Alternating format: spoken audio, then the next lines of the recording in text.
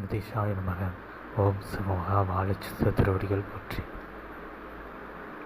நல் உயர் அணிகலன்களை எல்லாம் அணிவித்து அலங்காரம் செய்து அற்புதமாய் ஒருவருடைய நிலையை உயர்த்தி காட்டுகின்ற அவ்வலங்கார நிலையதுபோல் ஆதிகைலாய சிவசூட்சம நூல் என்ற அற்புத அணிகலனை உம்மை நாடிய சீடர்களுக்கு அணிவித்து அவர்கள் நிலைதனை உயர்த்தி காட்டுகின்ற உயர் சித்தனே, சிவமகா வாழை சித்தன் என்ற திருநாமம் கொண்டவனே, சிவத்தின் வடிவாய் வந்தமர்ந்தவனே, பரந்தாமனின் 10 ஆற்றல்களோடு இணைந்த பரந்தாமனின் ஆற்றலையும் உள்ளுக்குள் இணைத்து வைத்திருக்கின்ற உயர்நிலை கொண்ட சித்தனின் அருள்வடிவு ஆற்றல் கொண்டவனே, அகமாற உம்மை வாழ்த்த அணிகொண்ட கோதையம்மை என்று அழைக்கப்படுகின்ற தேவியாய் திருமுல்லை வாசல் என அழைக்கப்படுகின்ற தலத்தில் முல்லை வனநாதனோடு அமர்ந்திருக்கின்ற தேவியாம் அமர்ந்திருக்கின்றோம்.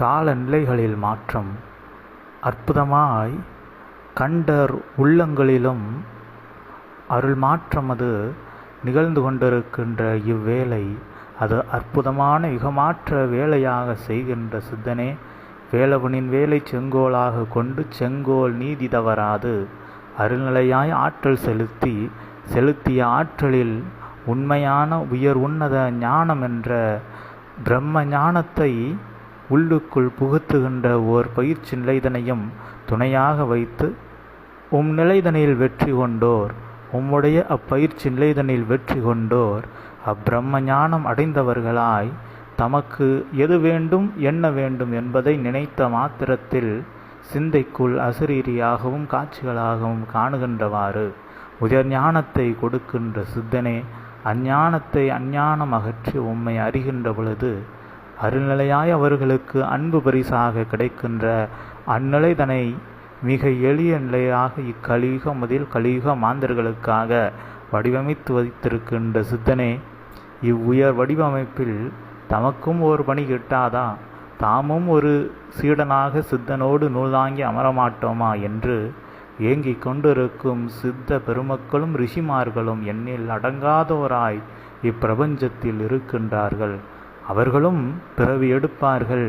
உம்மோடு பணி செய்ய, யுகமாற்றத்திற்காக நூலாக அமர்ந்து பணி செய்ய சிவமகா வாழை சித்தனோடு இணைந்து சிவதொண்டு செய்வதற்கு அவா கொண்டிருக்கின்ற அவர்களும் ஒரு பிறவி அன்பு ஆனந்த பிறவியாய் எடுப்பார்கள். எடுத்து அவர்களும் அற்புதமான நூலை தாங்கி அப்பணி செய்து அப்பணியின் மூலமாக வருகின்ற புண்ணியத்தின் மூலம் பெருநிலை கொண்ட சிவநிலைதனில் தலைத்து நிற்கின்ற அந்நிலைதனில் உயர்ந்திருப்பவர்களாய் மாறியிருக்கின்ற நிலையது நிகழப்போகின்றது. அதற்கு ஏற்றாற்போல் யுகமதை விரைவாக மாற்றி கொண்டிருக்கின்ற சித்தனே, அந்நிலை வெற்றி காண்கின்ற ஆசியையும் வாக்கு வழங்கிச் செல்கின்றோம். ஒரு சீடன் எத்தனை அவா கொள்கின்றானோ ஒரு நிலைதனை கற்றுக்கொள்ள, தம்முடைய குருநாதனிடமிருந்து ஒரு நிலையை கற்றுக்கொள்ள எத்தனை அவா கொள்கின்றானோ அத்தனை சிரமங்களை நிச்சயமாக அக்குருநாதரிடமிருந்து அவன் பெற வேண்டிய நிலை உண்டு. இது யாதென்று யாம் உரைக்கின்றோம் சித்தனே. ஏனென்றால் ஒரு உயர் நிலைதனை தம் ஆசானிடமிருந்து கற்றுக்கொள்ள ஒரு சீடன் முயற்சி கண்ட பொழுது ஆசான் இவ்வளவு ஆர்வம் கொண்ட ஒருவனுக்கு, இவ்வளவு அவா கொண்ட ஒருவனுக்கு யாம் நிச்சயம் உயர்நிலைகளை கொடுக்க வேண்டும். ஆனால் யாம் கொடுக்கின்ற உயர்நிலைக்கு இவன் தகுதியானவனா என்பதை அவர் சோதிப்பதில்லை. அவனுக்கு கொடுக்கின்ற அப்பயிற்சி நிலைகளின் மூலம் அவர் இவனுக்கு கொடுக்க வேண்டிய உயர்நிலைக்கான பக்குவத்தை கொடுக்கின்றார். அப்பக்குவம் அவன் எதிர்பாராத நிலையாக அவனுக்கு தேவையான அவ்வுயர்நிலை அவன் எதிர்பார்த்த நிலையை விட உயர்மகா நிலையாய் கிட்டியிருக்கும். ஆனால் அந்நிலைதனை பக்குவமாக கையாள்வதற்கும் அந்நிலைதனில் உயர்ந்து அந்நிலையிலிருந்து மீண்டும் தாழ்ந்து விடாது நிலைத்து நிற்பதற்கும் அற்புதமாக அக்கடின பயிற்சி நிலைகளோடு கூடிய அக்கஷ்ட நிலைகள் நிச்சயமாக வரநிலைகளாகத்தான் இருக்கும் என்பதை அனைத்து சீடர்களுக்குமாய் ஒரு சூட்சமமாய் அறிவித்து அகமாற அகம் உள்ளுக்குள் ஆளுகின்ற ஆற்றலை கற்றுக் கொடுக்கின்ற நிலைதனில் இருக்கின்ற சித்தனை வாழ்த்துகின்ற வேலைதனில் அற்புதமாக எடுத்துரைக்க அனுமதி கொடுத்த சித்தனே உம்மை வாழ்த்துகின்றோம். பெருநிலைகள் அவற்றையெல்லாம் பெறுவதற்கு பெரும் பொறுமை நிலைகள் கொண்டிருக்க வேண்டும்.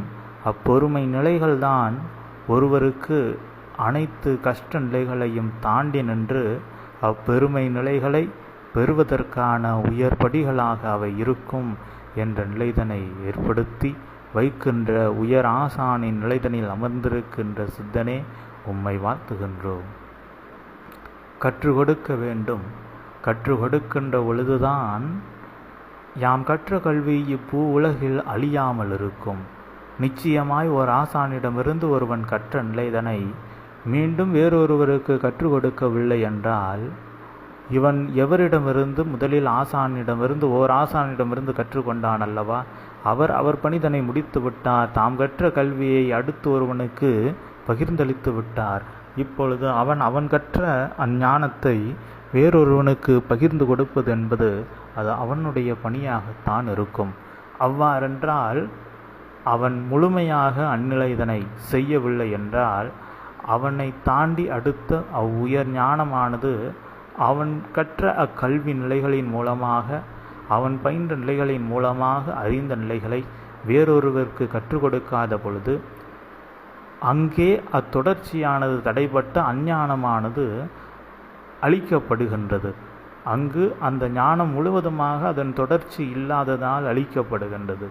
எனவே அதுபோன்ற நிலைகள் சபையில் ஏற்பட்டுவிடக்கூடாது என்பதற்காக உயர் ஆசானாக இருந்து அகத்தியன் கற்றுக் கொடுத்த நிலைதனை இன்று அகத்தியனாக இருந்து உம்மை நாடுகின்ற சீடர்களுக்கு கற்றுக் கொடுக்கின்ற உயர் சித்தனே உம்மை வாழ்த்துகின்றோம். உம்மை உண்மையாக நினைத்து கொண்டிருப்போர்களுக்கு உண்மையாக உம்மை நினைத்து கொண்டிருக்கின்றவர்களுக்கு அவர்கள் மெய் உண்மையாக மாறி நிற்கின்ற ஒரு அற்புத சூட்சம நிகழ்வானது நிகழ்ந்து கொண்டிருக்கின்றது என்ற நிலைதனையும் அறிவித்து அந்நிலை நிகழ்ந்திருப்பதை காணலாம். அற்புதமான உயர் இறை சுவடியின் காட்சிகளாக அந்நிலைகளை கண்டுவிட்டால் ஆணவமது அருந்து உள்ளுக்குள் அற்புத ஞானமதை அடைவதற்கான படிதனில் சித்தன் நம்மை அழைத்துச் செல்கின்றான். இந்நிலையிலிருந்து உயர்வது எவ்வாறென்று மேலும் சரணாகதி கொண்டு அந்நிலையிலிருந்து உயர்வதே உயர் உன்னத நிலை என்பதையும் அந்நிலையில் இருந்து எமக்கு இந்நிலை கிட்டிவிட்டது, எனவே எமக்கு உயர்நிலை கிடைத்துவிட்டது என்று கர்வமது கொள்ளாது பெற்ற நிலை மிக எளிய நிலை, ஆனால் உயர்நிலை என்பதை உள்ளூர ஏற்று